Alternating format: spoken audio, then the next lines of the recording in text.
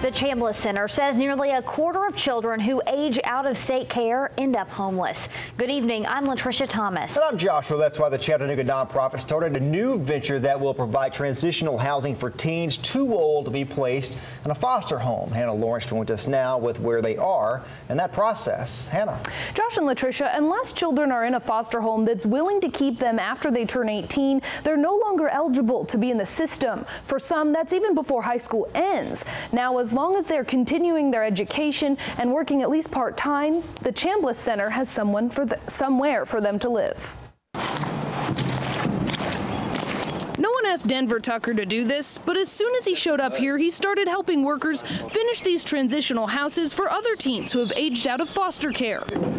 Those who know him say that's the kind of person Tucker is, a hard worker. He says he got his grit from his foster dad. He works on diesels and I like working on them. Okay. I help him. Tucker turned 18 in February. After 4 years of living in a home with his twin sister and 7 other kids in state care, he moved in here, just down the road from the duplexes still under construction. So did you pick this? Yeah. Yeah. My foster mom did. John Boreski says Tucker is living in the first unit the Chambliss Center finished in this new venture to help young adults who have nowhere to go. About a quarter of kids who age out of foster care end up homeless.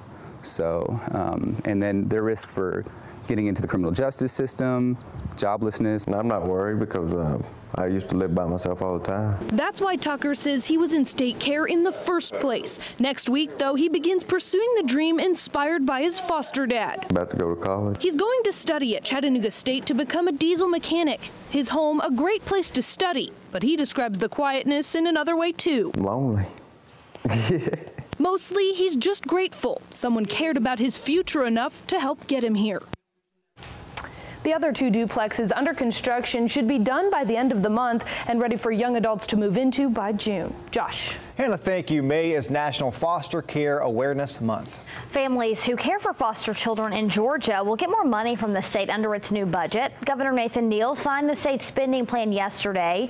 The budget now includes $31 million to increase the daily rate the state pays foster parents and relatives who are caring for children. The number of Georgia children in state foster care has jumped from 7,600 in 2013. Now it's more than 13,000.